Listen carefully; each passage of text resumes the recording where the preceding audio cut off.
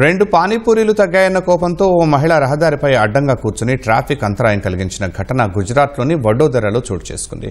సర్సగర్కు చెందిన మహిళ ఓ పానీపూరి బండి వద్దకు వెళ్లి 20 రూపాయలు ఇచ్చి పానీపూరి అడిగింది. సాధారణంగా 6 పానీపూరీలను అతని వద్ద నుంచి ఆమె ఆశించింది. అయితే ఆ బండి యజమాని కేవలం 4 మాత్రమే ఇవ్వడంతో షాక్కు గురైన ఆ మహిళ అతడితో గొడవ పడింది. ముడి సరుకుల ధరలు పెరిగిన నేపథ్యంలో పానీపూరీలను తగ్గించినట్టు ఆ వ్యాపారి ఆమెకు సర్ది చెప్పేందుకు ప్రయత్నించాడు. అయినప్పటికీ శాంతించని ఆ మహిళ వాహనాలకు అడ్డంగా రోడ్డుపై బైఠాయించి బోరున ఏడవడం ప్రారంభించింది. ఆమె చుట్టూ చేరిన స్థానికులు పోలీసులకు సమాచారం ఇచ్చారు. అక్కడికి వచ్చిన పోలీసులు ఆ మహిళకు సర్ది చెప్పి అక్కడి నుంచి వెళ్లేలా చేశారు. అలాగే ఆ బండి యజమానికి ధరలను సూచిస్తూ ఒక బోర్డు పెట్టమని సూచించారు.